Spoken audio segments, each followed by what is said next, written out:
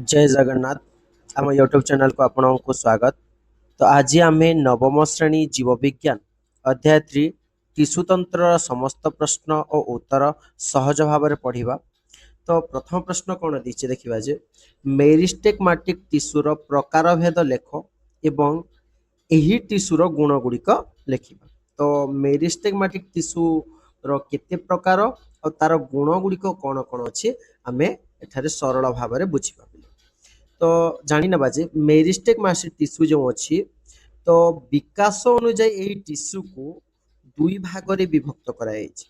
तो मन रहला बिले मेरिस्टेगमाटिक टिश्यू टी दुई भाग रे विभक्त कराई अछि। एक होउची प्राथमिक मेरिस्टेम और द्वितीय टी होउची उत्तर मेरिस्टेम। तो एबे जदि आमे स्थान अनुଯାयी देखिबा पुणी मेरिस्टेगमाटिक टिश्यू को तीन भाग रे विभक्त कराई अछि। तो से तीन भाग कौन कौन जे अग्रस्थ मेरिस्टेम पार्श्वस्थ मेरिस्टेम एवं अंतविष्ट मेरिस्टेम यही तीन भाग रे हाकू भाग कराई अछि।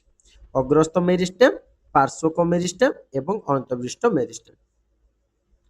नेक्स्ट देखिबा जे मेरिस्टेगमाटिक टिश्यूर जो प्रकार भेद अछि से को आमे तार गुण गुडी को वर्णना करिबा।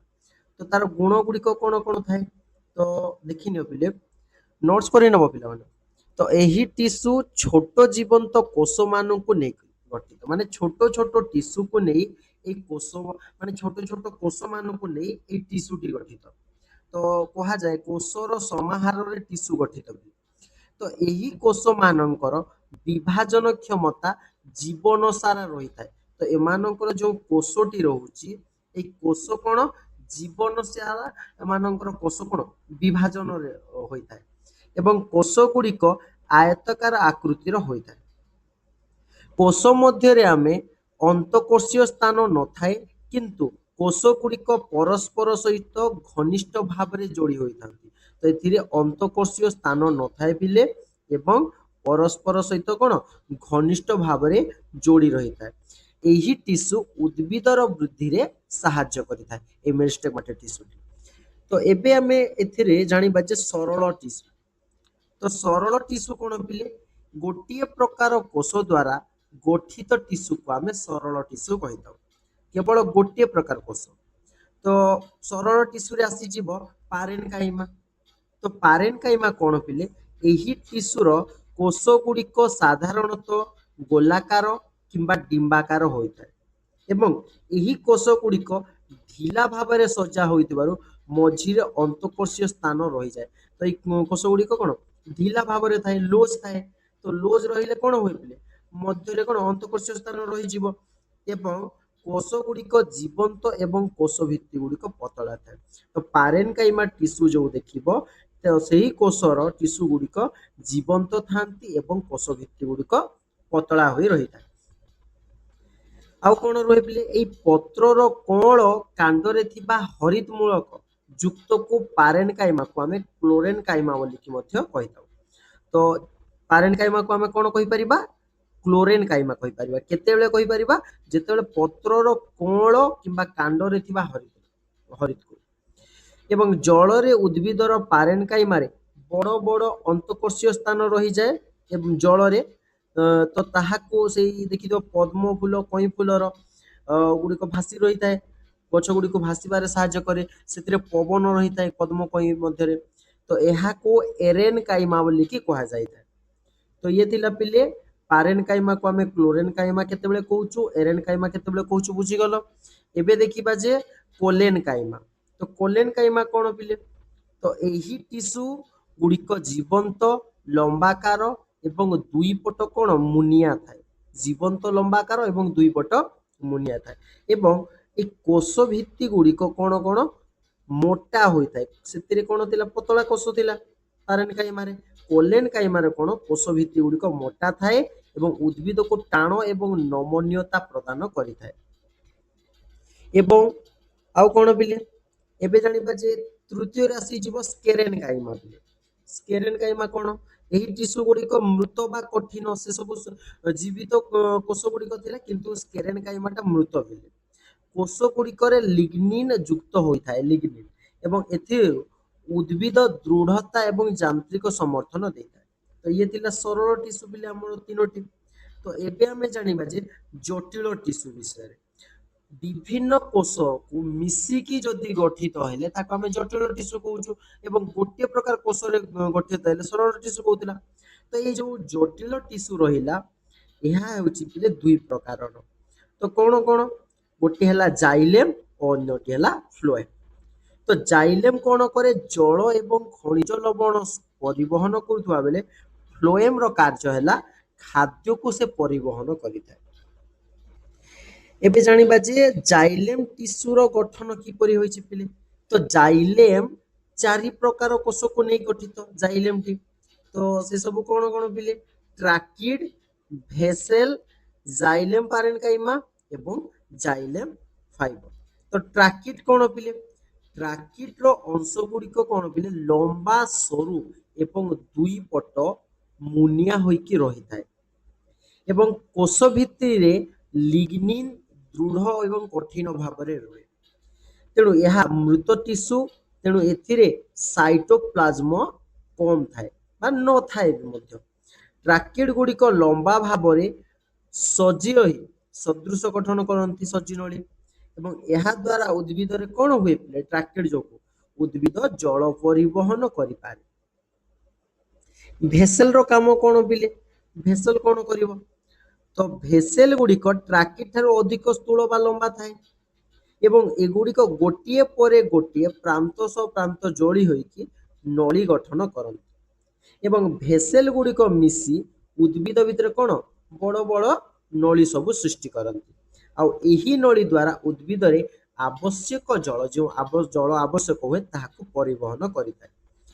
ତିନିରେ ଆସିଗଲା ଜାଇଲେମ୍ ପାରେନକାଇମା ପିଲେ। ତ ଜାଇଲେମ୍ ପାରେନକାଇମାର ଗୁଣ, ତ ଏଗୁଡିକ ଜୀବନ୍ତ କୋଷ ଏବଂ ଏହାର କୋଷ ଭିତ୍ତି ଗୁଡିକ ପତଳା ହୋଇକି ଥାଏ। ଭେସେଲ ଓ ଟ୍ରାକିଡ୍ ନିକଟରେ ଏହି ଟିସ୍ୟୁ ରହିଥାଏ। ଆଉ ଏହି ଟିସ୍ୟୁ କଣ କରେ? ଖାଦ୍ୟ ଏବଂ ଟେନିନ୍ ଖାଦ୍ୟ ପଦାର୍ଥ ସଂରକ୍ଷଣ ରଖିଥାଏ। नेक्स्ट देखिबा जे जेलेम पारेनकाइमा तो बुझी गलो पिले। एबे आमे जानिबा जे जाइलेम फाइबर। तो जाइलेम फाइबर कोन? यह एक प्रकार दृढ़ टिश्यू। ये कोन दृढ़ टिश्यू अटे भी।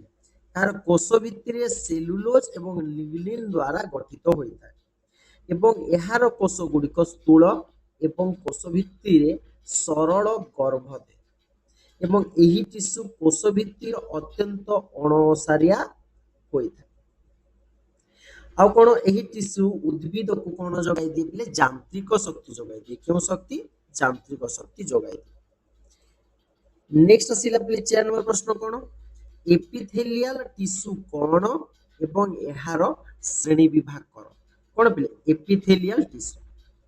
ତ ଏପିଥେଲିଆଲ ଟିସ୍ୟୁ ବିଷୟରେ ଜାଣିବା ପିଲେ। ତ ଏପିଥେଲିଆଲ ଟିସ୍ୟୁର ଗଠନ ପ୍ରଥମେ ଜାଣିନୁ। ତ ଏପିଥେଲିୟମ ର अर्थ ହେଉଛି आवृत बा आवरण।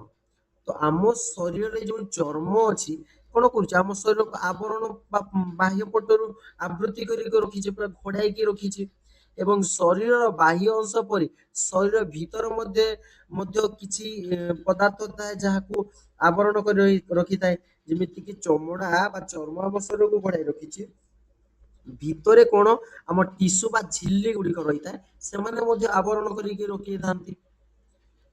ତ ଏଟାର ଲକ୍ଷଣ କଣ ପିଲେ? ଏହାର ଏପିଥେଲିଆଲ ଟିସ୍ୟୁର ଅନ୍ତଃକୋଷୀୟ ସ୍ଥାନ ଏବଂ ଅନ୍ତଃକୋଷୀୟ ଆଧାର ନଥାଏ, କିନ୍ତୁ କୋଷ ଗୁଡିକ ପୁନରୁତ୍ଥାନ କ୍ଷମତା ରହିଥାଏ ଏବଂ କୋଷ ଗୁଡିକ ଏକ ଆଧାର ଝିଲ୍ଲି ଉପରେ ସଜ୍ଜିତ ହୋଇକି ରହିଥାଏ। ଏହାର କାର୍ଯ୍ୟ କଣ ପିଲେ? ତମେ ଯଦି କାର୍ଯ୍ୟ ଦେଖିବା, ଏହା ଶରୀରକୁ ଜଳକ୍ଷୟ, ଆଘାତ ଏବଂ ବାହ୍ୟ ରୋଗ ଜୀବାଣୁ ପ୍ରବେଶରୁ ରକ୍ଷା କରିଥାଏ। ଖାଦ୍ୟ ଶୋଷଣ, ରେଚନ, ଶ୍ୱସନ, କ୍ଷରଣ, ସ୍ନାୟବିକ ଆବେଗ ଗ୍ରହଣ ଓ ପ୍ରଜନନ କାର୍ଯ୍ୟରେ ମଧ୍ୟ ସାହାଯ୍ୟ କରେ।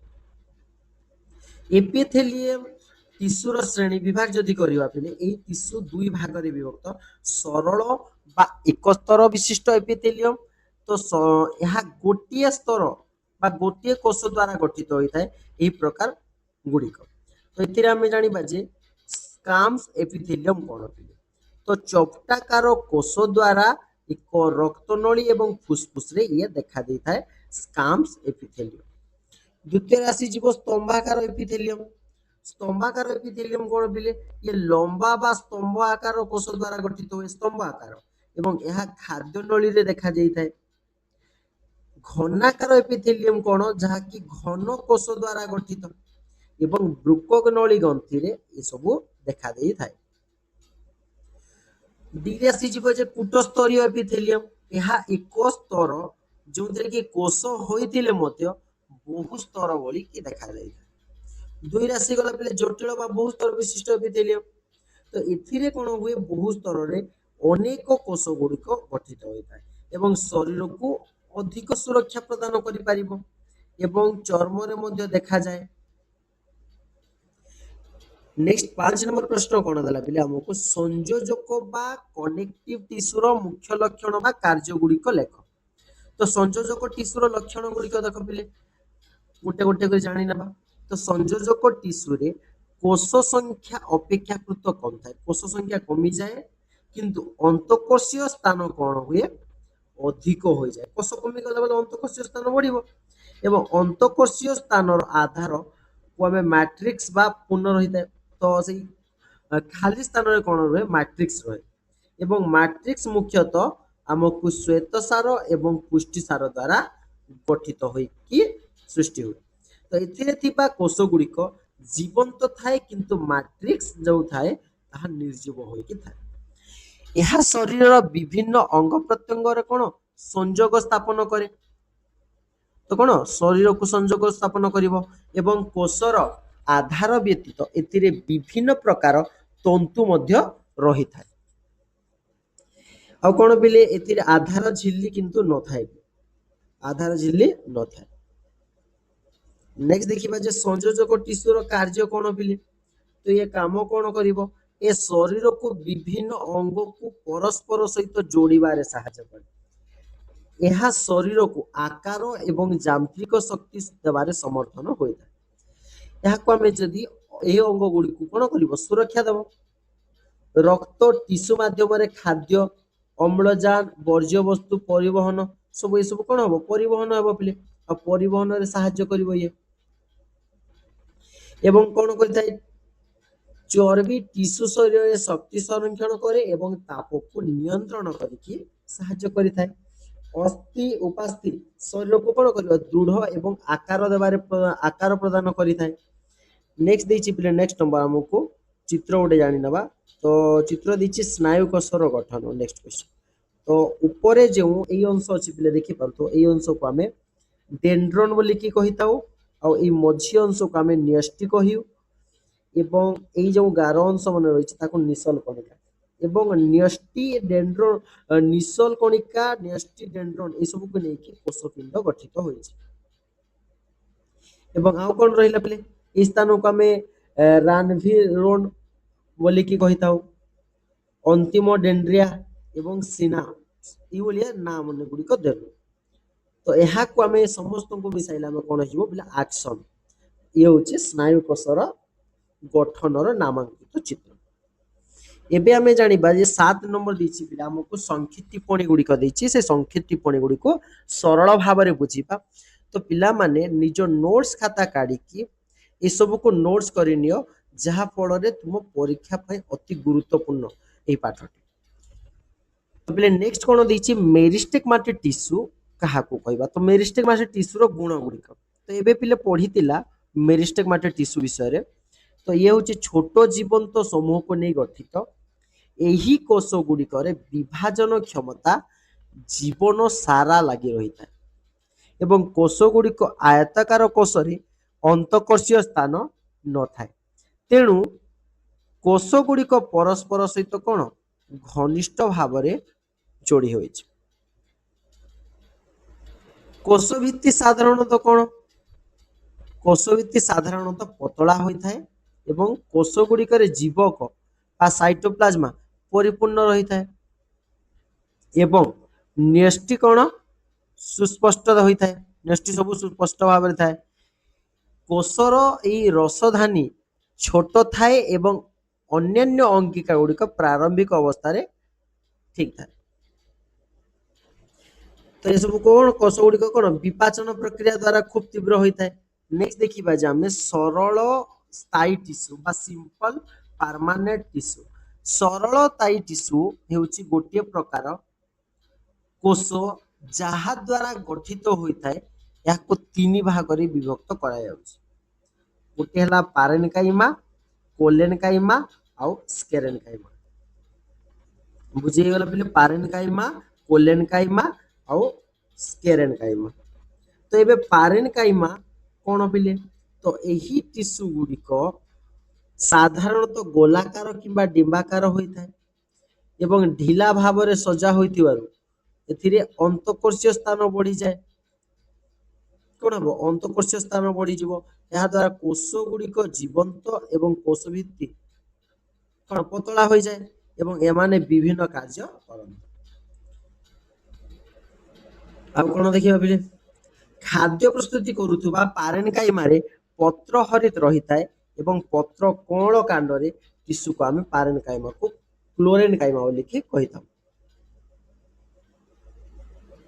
नेक्स्ट कौन देछि पिले जल जो उद्भिद गुड़िक रोचे से सब कौन खाली स्थान रोचे वायु भर्ती रोचे एवं गछ गुड़िक जहाँ फल भासी रोचे तो यहाँ को आम एरेन्काइमा बोलिकी कही था। नेक्स्ट आसीगला पिले कोलेन्काइमा। एई टिश्यू गुड़िक जीवंत बा लंबाकार दुई पटरे कौन मुनिया होइकी थाए एवं कोष भित्ति मोटा होता है। कोष भित्ति कौन मोटा होता है लिग्निन थिबारु एही टिश्यू टाण एवं नमनीय बोलिकी कहा जाए। एहा जोगु उद्भिदर पत्र कांड चेर विभिन्न दिग को कौन हम बोले बंके जीवारे सहजरे साहाय्य करता है। जे पट आलोक आसिला से पटक से बंके जाए। पत्रर धार डेम्फ एवं कांडर अधिच्युय बा हाइपोडर्मिस रे एही टिश्यू को आमे उद्भिदर यांत्रिक शक्ति जोगाई थाए बोलिकी कहितो। एवं जदि एही टिश्यू रे पत्र हरित थाए तेबे एहा द्वारा प्रस्तुत तो यह खाद्य प्रस्तुत करे एवं यह को आमे क्लोरेन्काइमा बोलिकी कहितो। तो पत्र हरित को कोन बा खाद्य प्रस्तुति करिबार साहाय्य जे करूची ताहा कोन करबा क्लोरेन्काइमा। नेक्स्ट देला स्केरेन्काइमा। एही टिश्यू गुड़िक कोष गुड़िक मृत होता है एवं यह द्वारा कोष भित्तिर बहु परिमाणर लिग्निन जमा हुए एवं लिग्निन होइतिबारु यह अत्यंत कौन स्थूल एवं शक्त हो जाए। स्थूल एवं शक्त हो जाए। गठन नहीं एई टिश्यू को आमे दुई भाग करिछु दृढ़ तंतु एवं दृढ़ कोष एवं एही टिश्यू नड़िया छणपट एवं अन्यान्य उद्भिद अस्त्र देखा जाए किंतु दृढ़ कोष गुड़िकर भित्तिरे क्यूटिन एवं सुबेरिन जमा होइतिबारु पत्थर भली टाण एवं कठिन होता है सेतिपाई याकु स्टोन सेलस बोलिकी कहा जाए। नेक्स्ट देखिबा बिले नेक्स्ट कोन देछि रक्त ग नंबर दला हमको संख्याटी पढि लेखा रक्त विषय। रक्त हेउची एक प्रकार तरल संयोजक टिश्यू एवं यह मैट्रिक्स को प्लाज्मा कहा जाए। तो कौन कहबा बिले मैट्रिक्स को प्लाज्मा बोलिकी कहबा एवं एथिरे तीन प्रकार कोष थाए लोहित रक्त कणिका बा आरबीसी श्वेत रक्त कणिका बा डब्ल्यूबीसी एवं अणुचंक्रिका बा प्लेटलेट एभली तीनोटी थाए। तो कोष गुड़िक कौन कोष गुड़िक रक्त भासमान अवस्था रही था एवं प्लाज्मा रे कौन प्राय 90 रु 92 जल थाए एवं यहाँ सहित विभिन्न लवण प्रोटीन एवं हार्मोन मध्य रही था। तेणु यही एक रक्त एक प्रवाही टिश्यू होइथिबारु कौन खाद्य एवं अम्लजान हार्मोन विटामिन लवण वर्ज्यवस्तु को शरीर रे विभिन्न अंग को कौन करियो परिवहन करे। एबे जदि रक्तर पीएच देखिबा बिले 7.4 एवं एहार क्षारीय स्वभाव जने स्वस्थ वयस्क व्यक्तिर मध्य शरीर में प्राय 5 रु 6 লিଟର ରକ୍ତ ଥାଏ ଏବଂ ରକ୍ତରେ କ୍ଲୋରାଇଡ, କାର୍ବୋନେଟ, ବାଇକାର୍ବୋନେଟ, ସଲଫେଟ ଏବଂ ଫସଫେଟ ଏଭଳି ଲବଣ ଅଂଶ ଗୁଡ଼ିକ ରହିଛି। ଏହାକୁ ଆମେ କେମିକାଲ ଫର୍ଟିଲାଇଜର ବୋଲିକି ମଧ୍ୟ କହିଥାଉ। ନେକ୍ସଟ ଦେଖିବା ରକ୍ତର ଜୈବିକ ପଦାର୍ଥ ମଧ୍ୟରୁ ଆପଣ କହିଲେ ରକ୍ତର ଜୈବିକ ପଦାର୍ଥ ମଧ୍ୟରେ ଆଲବୁମିନ, ଗ୍ଲୋବୁମିନ, ଫାଇବ୍ରିନୋଜେନ ଏବଂ ପ୍ରୋଥୋବିନ ଭଳି ପ୍ରଧାନ ପଦାର୍ଥ ଗୁଡ଼ିକ ରହିଥାଏ। ରକ୍ତ ଜମାଟ ବାନ୍ଧିବା ଏବଂ ରୋଗ ପ୍ରତିରୋଧକ ଶକ୍ତି ଦ୍ୱାରା ଶରୀରକୁ ସୁରକ୍ଷା ମଧ୍ୟ ଦିଏ। ନେକ୍ସଟ ଦେଖିବା ଯେ ହୃଦପେଶୀ। ହୃଦପେଶୀକୁ ଆମେ କାର୍ଡିଆକ ମସଲ ବୋଲିକି କହିଥାଉ। ତ ହୃଦପେଶୀ ବିଷୟରେ କିଛି ଜାଣିବା ପିଲେ ତ କାର୍ଯ୍ୟ ଦୃଷ୍ଟିରୁ ଇଏ ହେଉଛି ଏକ ଅରୈଖିତ ପେଶୀ ସଦୃଶ, କିନ୍ତୁ ଗଠନ ଦୃଷ୍ଟିରୁ ଏହି ସବୁ ହେଉଛି ରୈଖିତ ପେଶୀ। ଏହି ପେଶୀର କୋଷ ଗୁଡ଼ିକ ଶାଖାଯୁକ୍ତ ହୋଇ ପରସ୍ପର ସହ କ'ଣ ଯୋଡ଼ି ହୋଇ ରହିଥାଏ ଏବଂ ଏହି ଯୋଗ ସ୍ଥାନରେ କ'ଣ ଅନ୍ତର୍ବିଷ୍ଟ ଚକ୍ରିକା ଦେଖାଦିଏ ଏବଂ ସେହି ଅନ୍ତର୍ବିଷ୍ଟ ଚକ୍ରିକାର ରଙ୍ଗ କଳା ହୋଇଥିବାରୁ ଏଠାରେ କ'ଣ ପେଶୀ ରକ୍ଷିତ ରହିଥାଏ। ପେଶୀ ଗୁଡ଼ିକ କ'ଣ ରକ୍ଷିତ ରହିବ ଏବଂ ହୃଦକୋଷରେ ଅନେକ ସାରା ମାଇଟ୍ରୋକଣ୍ଡିଆ ରହିଥାଏ ଏବଂ ଏସବୁ ସ୍ୱୟଂ ଚାଳିତ ସ୍ନାୟୁତନ୍ତ୍ର ଦ୍ୱାରା ପେଶୀ ନିୟନ୍ତ୍ରିତ ହୁଏ, ତେଣୁ ଏହାକୁ ଅନୈଚ୍ଛିକ ପେଶୀ ଭାବରେ ମଧ୍ୟ କାର୍ଯ୍ୟ କରିଥାଏ। ଆଉ ଏହି ପେଶୀ ସଂକୋଚନ ଏବଂ ପ୍ରସାରଣ ଜୀବନ ସାରା ଚାଲିଥାଏ ପିଲେ। ତ ହୃଦୟ କ'ଣ ହୃତ୍ପିଣ୍ଡ କ'ଣ ଜୀବନ ସାରା ଚାଲିଥାଏ। ଯଦି ବନ୍ଦ ହେଇଗଲା ତେବେ ଆମର ଜୀବନ ଚାଲିଯିବ। ଅସ୍ଥି ବା ବୋନ କ'ଣ ପିଲେ ତ ଅସ୍ଥି ଏକ ପ୍ରକାର କଠିନ ସଂଯୋଜକ ଟିସୁ ଏବଂ ଏହା ଶରୀରର ଆକାର ଏବଂ ଗଠନ ନିର୍ଦ୍ଧାରଣ ଦ୍ୱାରା କରାଯାଏ ଏବଂ ଅସ୍ଥି ସହିତ ପେଶୀ ଟିସୁର ସଂଯୋଗ ଦ୍ୱାରା ଶରୀରରେ କ'ଣ ଚଳନ ସମ୍ଭବ ହୋଇଯିବ। କ'ଣ ପେଶୀ ଟିସୁର ସଂଯୋଗ ଏବଂ ଚଳନ ସମ୍ଭବ ହୋଇଗଲା। ତ ଏହି ଟିସୁର କୋଷ ଗୁଡ଼ିକୁ ଅସ୍ଥିକୋଷ ବା ଅଷ୍ଟିଓସାଇଟ ବୋଲିକି କୁହାଯାଏ ଏବଂ ସେହି ଟିସୁ ଅତ୍ୟନ୍ତ ଦୃଢ଼ ଏବଂ ଟାଣ ହୋଇ ତ ଦୃଢ଼ ଏବଂ କ'ଣ ଟାଣ। ତ ଏହାକୁ ମ୍ୟାଟ୍ରିକ କ୍ୟାଲସିୟମ ଫସଫରସ ଯୌଗିକ ଉପାଦାନରେ ଗଠିତ ହୋଇଛି। ଏବେ ଦେଖିବା ଯେ ପାର୍ଥକ୍ୟ ଦେଖିବା ପିଲେ ମଧ୍ୟ ପାର୍ଥକ୍ୟ ଦେଖିବା ମେରିଷ୍ଟେଗମାଟିକ ଟିସୁ ଏବଂ ସ୍ଥାୟୀ ଟିସୁ ମଧ୍ୟରେ। ତ ପିଲେ ମେରିଷ୍ଟେଗମାଟିକ ଟିସୁ ତ ପଢି ନେଲା। ତ ଭ୍ରୂଣ ଟିସୁ ବା ବିଭାଜନକ୍ଷମ ଅପତ୍ୟକୁ କୋଷ ଗୁଡ଼ିକ ମେରିଷ୍ଟେଗମାଟିକ ଟିସୁରେ ଅନ୍ତର୍ଭୁକ୍ତ କଲେ ଏବଂ ମେରିଷ୍ଟେଗମାଟିକ ଟିସୁର କ'ଣ ସୁଦୃଢ଼ ହୋଇଥିବା କୋଷ ଗୁଡ଼ିକର କ୍ରମ ବିକାଶ ଏବଂ ଗଠନ ପୃଥକୀକରଣ ଦ୍ୱାରା ସ୍ଥାୟୀ ଟିସୁ ଗଠିତ ହେଲା। ନେକ୍ସଟ କ'ଣ ଦେଇଛି ପିଲେ ଯେ ଏହି କୋଷ ଗୁଡ଼ିକ ବିଭାଜନ କ୍ଷମତା ଜୀବନ ସାରା, ସେଭଳି ଏପଟର ମଧ୍ୟ କ'ଣ ସ୍ଥାୟୀ କୋଷ ଗୁଡ଼ିକ ବିଭକ୍ତ ଏବଂ ଅକ୍ଷମତା କ'ଣ ନଥାଏ, କିନ୍ତୁ ଖୁବ କମ ଥାଏ। ଏହି ଟିସୁ ଆଉ କ'ଣ ପଏଣ୍ଟ ବି ଲେଖିବା, ଏହି ଟିସୁ ଉଦ୍ଭିଦର ବୃଦ୍ଧି କରିବାରେ ସାହାଯ୍ୟ କରେ। ଏହି ଟିସୁ ଉଦ୍ଭିଦରେ ସଂରକ୍ଷଣ ବା ପରିବହନରେ ସାହାଯ୍ୟ କରିଥାଏ। ଯଦି ଆମେ ବିକାଶ ଅନୁଯାୟୀ ଦେଖିବା ଏହାକୁ ଦୁଇ ପ୍ରକାର ପ୍ରାଥମିକ ମେରିଷ୍ଟେମ ଏବଂ ଉତ୍ତର ମେରିଷ୍ଟେମ ହୋଇଥିଲା, କିନ୍ତୁ ଏହାର କ'ଣ ଆକାର ଏବଂ ପ୍ରକାର କାର୍ଯ୍ୟ ଅନୁଯାୟୀ ଏହା ଦୁଇ ପ୍ରକାର, ଗୋଟେ ହେଲା ସରଳ ଟିସୁ ଏବଂ ଜଟିଳ ଟିସୁ ଏବଂ ସ୍ଥାନ ଅନୁଯାୟୀ ଏହା ତିନି ପ୍ରକାର ହୋଇଥାଏ, ଅଗ୍ରସ୍ଥ ମେରିଷ୍ଟେମ, ପାର୍ଶ୍ୱସ୍ଥ ମେରିଷ୍ଟେମ, ଅନ୍ତଃପୃଷ୍ଠ ମେରିଷ୍ଟେମ। ସେଭଳି ସରଳ ଟିସୁ ଗୁଡ଼ିକ ହେଲା ପାରେନକାଇମା, କୋଲେନକାଇମା, ସ୍କେରେନକାଇମା ବା କ'ଣ ଜଟିଳ ଟିସୁ ଜାଇଲେମ, ଫ୍ଲୋଏମ। ତ ଏବେ ଯଦି ଆମେ ଜାଇଲେମ ଦେଖିବା, ଜାଇଲେମ ହେଉଛି 4 ପ୍ରକାର ସରଳ ଟିସୁକୁ ନେଇକି ଗଠିତ। ତ ସେ ହେଲା ଏଗୁଡ଼ିକ ହେଲା ଟ୍ରାକିଡ, ଭେସେଲ, ଜାଇଲେମ, ପାରେନକାଇମା ଏବଂ ଜାଇଲେମ ଫାଇବର, ଏସବୁକୁ ନେଇକି ଆମ ଜାଇଲେମ ଟିସୁଟି ଗଠିତ ହୋଇଛି। ଟ୍ରାକିଡ କୋଷ ଗୁଡ଼ିକ ଲମ୍ବା ଏବଂ ସରୁ, ମୁନିଆ ଏବଂ ମୃତ ଟିସୁ ଦ୍ୱାରା ଗଠନ। ଏହା ଦ୍ୱାରା ଉଦ୍ଭିଦରେ ଜଳ ପରିବହନ ହୁଏ। କଣ ପିଲେ? ଜଳ ପରିବହନ ହୁଏ। ଭେସେଲ ଗୁଡିକ ପରସ୍ପର ସହିତ ମିଶି ଏକ ବଣ ନଳୀ ସୃଷ୍ଟି କରେ। ଭେସେଲ ଗୁଡିକ କଣ ସୃଷ୍ଟି କରିବ? ବଣ ନଳୀ। ତ ଏହା ଦ୍ୱାରା ଉଦ୍ଭିଦରେ ଜଳ ପରିବହନ ମଧ୍ୟ ଠିକ ସେ ହୋଇପାରିବ। ଏବଂ ଜାଇଲେମ ଫାଇବର ହେଉଛି ଏକ ଦୃଢ ଟିସୁ, ତେଣୁ ଏହା ଉଦ୍ଭିଦକୁ କଣ ଯାନ୍ତ୍ରିକ ଶକ୍ତି ଯୋଗାଉଥିଲା ନା ପିଲେ? ଦେଖୁଛନ୍ତି? ଯାନ୍ତ୍ରିକ ଶକ୍ତି ଯୋଗାଇଥାଏ। ଏବଂ ଜାଇଲେମ ଫାଇବର କୋଷ ଭିତ୍ତିକ ସେଲୁଲୋଜ ଏବଂ ଲିଗ୍ନିନରେ ଗଠିତ ହୁଏ। କେଉଁଠାରେ ପିଲେ?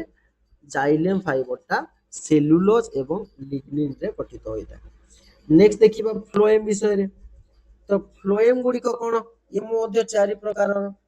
ଏଗୁଡିକ ହେଲା Shiv tube, companion cell, ଫ୍ଲୋଏମ ପାରେନକାଇମା, ଫ୍ଲୋଏମ ଫାଇबर।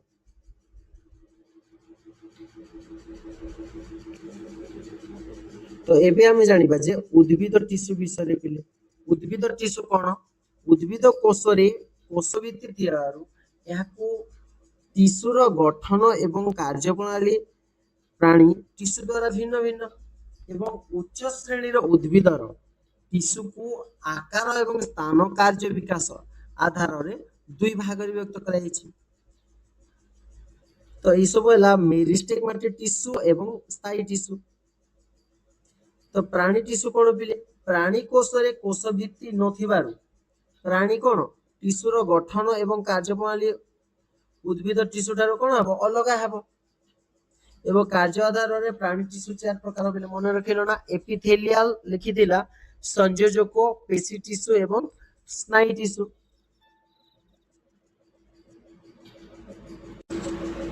Next କଣ ଦେଲା ପିଲେ? ଉଦ୍ଭିଦ ଅଧିତ୍ୱଚାର କାର୍ଯ୍ୟଲେଖ। ତ ଉଦ୍ଭିଦର ଅଧିତ୍ୱଚା କଣ ପିଲେ? ଉଦ୍ଭିଦର ତ୍ୱଚା ପାରେନକାଇମା ଦ୍ୱାରା ଗଠିତ ହେଉଛି ନା? ଏବଂ ପାରେନକାଇମା ଦ୍ୱାରା ଗଠିତ ଥିଲାବେଳେ କାଣ୍ଡର ଅଧିତ୍ୱଚା କଣ କରେ? କୋଲେନକାଇମା ଦ୍ୱାରା ଗଠିତ ହେଉଛି। ଏବଂ କୋଲେନକାଇମା ସାଧାରଣତଃ ଜୀବନ୍ତ ବା ଲମ୍ବାକାର ଏବଂ 2 ପାର୍ଶ୍ୱ କଣ ମୁନିଆ ଥାଏ। 2 ପାର୍ଶ୍ୱ ଏଇଭଳିଆ ମୁନିଆ ଥାଏ। ଏଇଭଳିଆ ହୋଇଥାଏ। ମୁନିଆ ହୋଇଥାଏ। 2 ପାର୍ଶ୍ୱ ମୁନିଆ ଥିବ। କୋଷ ଗୁଡିକ କୋଷ ଭିତ୍ତି ମୋଟା ଏବଂ ଲିଗ୍ନିନ ଥିବାରୁ ଏହି ଟିସୁ ଟାଣ ଏବଂ ନମନୀୟ ମଧ୍ୟ ହୋଇଥାଏ। ଏହା ଦ୍ୱାରା ଉଦ୍ଭିଦର କାଣ୍ଡ ବିଭିନ୍ନ ଦିଗକୁ ବଙ୍କେଇ ପାରେ ଏବଂ ସହଜରେ ଭାଙ୍ଗେ ନାହିଁ। ଓକେ, ଭାଙ୍ଗିବ ନାହିଁ। ଏହି ଟିସୁ ଉଦ୍ଭିଦକୁ ଯାନ୍ତ୍ରିକ ଶକ୍ତି ଯୋଗାଇଥାଏ। କଣ ପିଲେ? ଯାନ୍ତ୍ରିକ ଶକ୍ତି ଯୋଗାଇ ଦେବ। ଏବଂ ଏହି ଟିସୁ ଉଦ୍ଭିଦକୁ କଣ କରେ? ଯାନ୍ତ୍ରିକ ଶକ୍ତି ଯୋଗାଏ। ଏବଂ ଏହି ଟିସୁର ପତ୍ର ହରିଥିଲେ ଏହା ଖାଦ୍ୟ ପ୍ରସ୍ତୁତି କରିଥାଏ ଏବଂ ଏହାକୁ ଆମେ କ୍ଲୋରେନକାଇମା ବୋଲିକି କୁହାଗଲା। ନେକ୍ସଟ ଦେଖିବା ଏବେ ଶୂନ୍ୟ ସ୍ଥାନ ପୂରଣ କର ପିଲେ ସର୍ଟ କ୍ୱେଶ୍ଚିନ। ସ୍ପାଇରୋଗାଇରା କଣ ପିଲେ? ଏକକୋଷୀ ଉଦ୍ଭିଦ। ଉଦ୍ଭିଦ ଓ ପ୍ରାଣୀ ମାନଙ୍କର କୋଷ ମାନଙ୍କ ମଧ୍ୟରେ କାର୍ଯ୍ୟ କଣ ବଣ୍ଟନ ହୋଇଥାଏ। ଉଦ୍ଭିଦ ମାନଙ୍କରେ ସମ୍ବାହୀ ଟିସୁ ଦ୍ୱାରା ଜଳ ଓ ଖାଦ୍ୟ କଣ ପରିବହନ ହୋଇଥାଏ। ସମ୍ବାହୀ ଟିସୁ। ଆଉ କଣ ଦେଖିବା ପିଲେ? ଘ ନମ୍ବରରେ ଉଦ୍ଭିଦର ଶ୍ୱସନ ପ୍ରକ୍ରିୟା ପତ୍ରରେ ଥିବା କାହା ଦ୍ୱାରା ହୋଇଥାଏ? ଷ୍ଟୋନ ଦ୍ୱାରା ହୋଇଥାଏ। ଜଳଦ ଉଦ୍ଭିଦ ମାନଙ୍କରେ ହାଲୁକା ହୋଇ ସଜା ହୋଇଥିବା ପାରେନକାଇମାକୁ ଏରେନକାଇମା ବୋଲିକି କୁହାଯାଉଥିଲା। ତ କଣ ପିଲେ? ଏରେନକାଇମା କହିପାରିବା। ଏବଂ କୋଲେନକାଇମାର କୋଷ ଗୁଡିକ ମାନଙ୍କରେ ଲିଗ୍ନିନ କଣ ପିଲେ? ଜମି ରହିଥିବାରୁ ଟିସୁ ଅଧିକ ଶକ୍ତ ହୋଇଥାଏ। ନେକ୍ସଟ ଦେଖିବା ଏବେ। ତ ବୁଝିଗଲା ପିଲେ? ରକ୍ତ କେଉଁ ଟିସୁ ଦ୍ୱାରା ଶୂନ୍ୟସ୍ଥାନ ପୂରଣ କରେ? ରକ୍ତ। ତ ରକ୍ତ ହେଇଗଲା ପିଲେ ଆମର ସଂଯୋଜକ ଟିସୁ। ଏବଂ ଫୁସଫୁସର କୋଟରିକାରେ ସ୍କାମ୍ସ ଏପିଥେଲିୟମ ମଧ୍ୟ ଦେଖାଯାଏ। ଏବଂ ଖାଦ୍ୟ ନଳୀର ମ୍ୟୁକ୍ସକୁ ଠେଲିବାରେ ସିଲିଆର ଗତି ସାହାଯ୍ୟ କରିଥାଏ। ସିଲିଆର ଗତି ସାହାଯ୍ୟ କରେ। ନେକ୍ସଟ ଘ ନମ୍ବର ପ୍ରଶ୍ନ ପିଲେ ଦେଖି ନେବା। ଘ ନମ୍ବର ପ୍ରଶ୍ନ କଣ କହୁଛି ପିଲେ? ତ ଘନାକାର ଏପିଥେଲିୟମରେ କୋଷ ଗୁଡିକ ଉଚ୍ଚତା ପ୍ରାୟ କଣ ସମାନ ରହିଥାଏ। ସମାନ। କ୍ଷରଣ ଏବଂ ଶୋଷଣ କ୍ରିୟାରେ ଘନାକାର ଏପିଥେଲିୟମ ଥାଏ। କେଉଁ ଏପିଥେଲିୟମ ଥାଏ? ଘନାକାର ଏପିଥେଲିୟମ ଥାଏ। ଏବଂ ରକ୍ତର ପିଏଚ ହେଉଛି 7.4।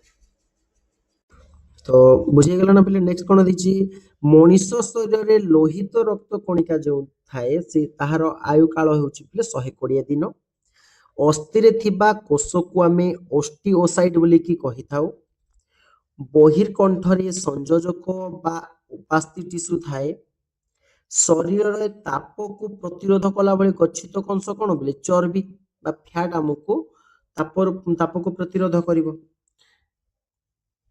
नेक्स्ट दिस 1 नंबर तो एटा बोले पढ़ी नेला तो नेक्स्ट देखिबा फैट तक जानि गलो तो एबे 2 नंबर कोन दिछि हाथ एवं गोड़ रे थिबा पेशी को आमे क्यों पेशी कहूछु रैखित पेशी रे अंतर्भुक्त ये गला रैखित पेशी एवं हृदपेशी कोषरे अनेक सारा माइक्रोकॉन्ड्रिया रहिता है कोन रहिता पिले माइक्रोकॉन्ड्रिया एवं कोषपिंड दृष्टिरो बाहरी सरू स्थान गुडी को डेंड्राइट बोली की कहा जाए कोन कहबा पिले डेंड्राइट बोली की कहबा एवं एही स्नायु टिश्यूर गाठनिक और क्रियात्मक एकक को आमे स्नायु टिश्यू बोली की न्यूरॉन बोली की कहिता एबे देखिबा जे आमे दुई पार्श्व रे गोटे पार्श्व दिया आइछि बिले आमे ताहाकु लक्ष्य करी कि अन्य पार्श्वर उत्तरटी को सठिक भाव रे दर्शाइबा तो कोन पिले जिह्वा हेउछि रैखित पेशी तो जरायुटा कोन पिले जरायु हेउछि अरैखित पेशी लोहित रक्त कणिका 120 दिन श्वेत रक्त कणिका हेउछि 3 दिन आरबीसी हे गला 120 दिन किंतु डब्ल्यूबीसी 3 दिन पिले WBC white blood cell xylem जल प्रवाह करिवो फ्लोएम रो काम हैला खाद्य को प्रस्तुति करिवो बा खाद्य को प्रवाह करिवो लंब वृद्धि अंतविष्ट मेरिस्टेम किंतु उच्चता वृद्धि रे अग्रस्त मेरिस्टेम रो काम थाए न्यष्टि विहीन हेउछि आरबीसी एवं न्यष्टि थाए युक्त थाए डब्ल्यूबीसी श्वेत रक्त कणिकार श्रेणी विभाग कर बोलछि तो श्वेत रक्त कणिका बा डब्ल्यूबीसी न्यष्टियुक्त रंगीन कोष एवं यार निर्दिष्ट आकार न थाए यारु आयु काल प्राय 3 दिन एवं गठन अनुଯାयी श्वेत रक्त कणिका को दुई भाग रे विभक्त कराइछि कोन बिले श्वेत रक्त कणिका को केते भाग करा गला दुई भाग रे विभक्त करा गला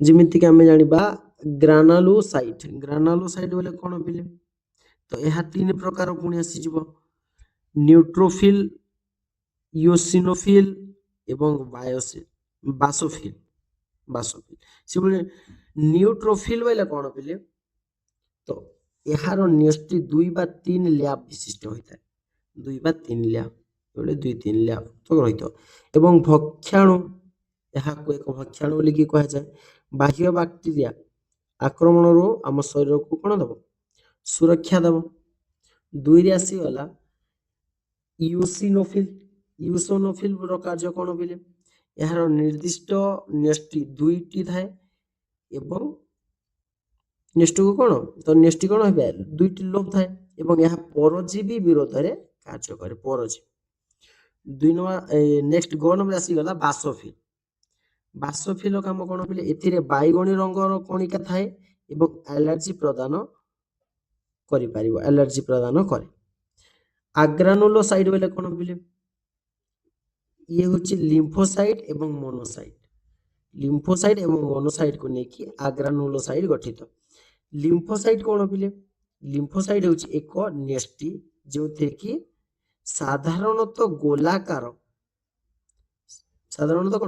होता है एवं यार रोग प्रतिरोधक को शक्ति को अधिक करिथाए लिम्फोसाइट मोनोसाइट कोन बिले यह श्वेत रक्त कणिका ठारू सबुठारू बड़ कोष एवं यह क्षतिकारी बैक्टीरिया एवं बाह्य वस्तु हमको रक्षा करिथाए तो पिला माने एही परि शिक्षामूलक वीडियो नियमित देखिबा पय जदि चाहुचंती तेबे हम चैनल को सब्सक्राइब करंतु एवं पाखरे थिबा बेल आइकन को दबाई दियंतु आउ जदि वीडियोटी आपण माननकु भल लागिछि तेबे लाइक शेयर सब्सक्राइब करंतु एवं आपणको कोनोसी प्रश्न थिले कमेंट बॉक्स रे जणांतु पुनी थरे आमे आगामी वीडियो रे सही ପ୍ରଶ୍ନ ଉତ୍ତର ବି ଆଲୋଚନା କରିବା ଏବଂ ନୂତନ ବିଷୟକୁ ମଧ୍ୟ ନେଇକି ଆସିବି, ସେଇ ବିଷୟରେ ମଧ୍ୟ ଆମେ ଆଲୋଚନା କରିବା।